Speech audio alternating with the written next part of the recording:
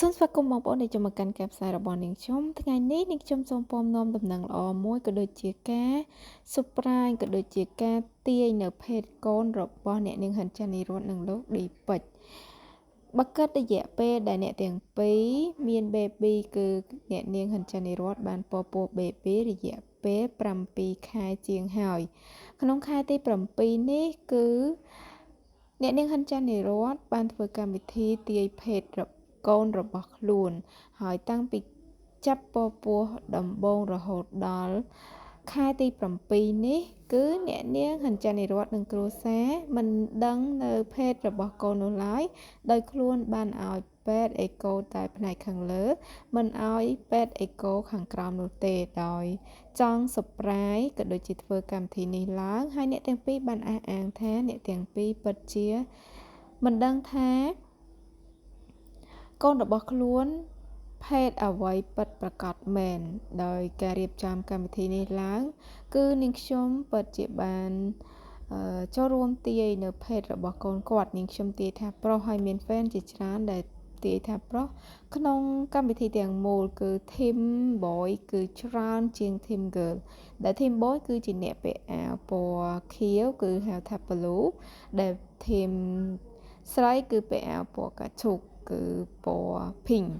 ពណ៌ pink គឺមានតិចមែនតែនបងប្អូនសម្រាប់នៅលើឆាកគឺលោកជាសវណ្ណរិទ្ធគាត់ពាក់ pink ប៉ុន្តែ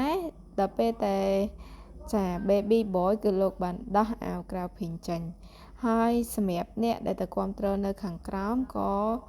blue ច្រើនដែរចានេះបងប្អូនទាំងអស់គ្នាបើកទៅគឺបានពណ៌ blue ដែល blue គឺជាពណ៌មួយដែលស្វាមីរបស់អ្នកនាងហិនចាន់នីរតក៏ដូចជាជីដូននិងជីតា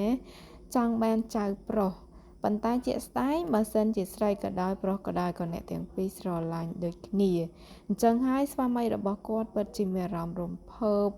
ចាគឺមុខគាត់ក្រហមអស់ហើយពេលដែលមុនបើកដល់ពេលបើកហើយ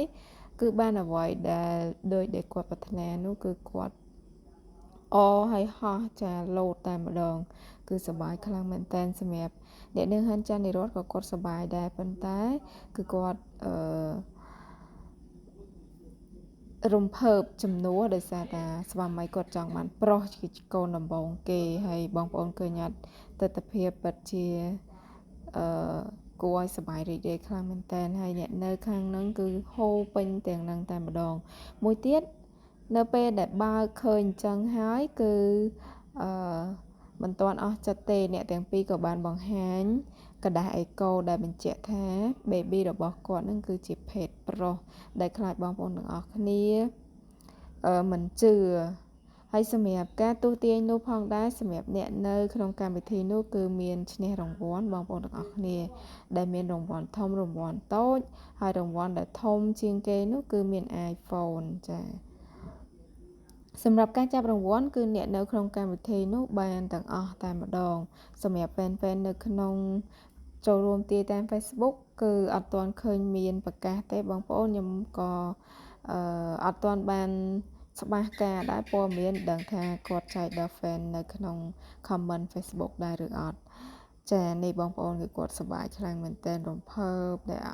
ចាថា baby ហើយសម្រស់របស់អ្នកនាងហិនចាន់នីរតនឹងពិតជាស្រស់ស្អាតខ្លាំងមែនទែនបងប្អូនបើទោះបីជាខ្លួនមាន baby ស្បែករាងស្ងួតបន្តិចមែនប៉ុន្តែគាត់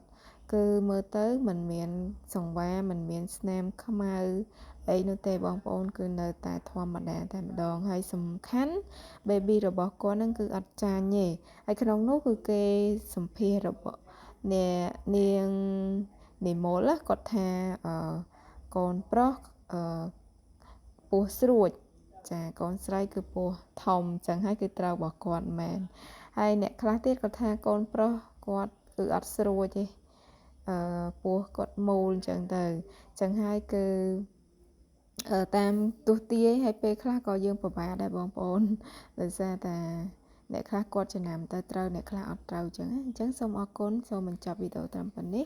សូមអញ្ញាតគ្រប់ជម្រាបលាជួបអ្នកខ្ញុំនៅវីដេអូក្រោយ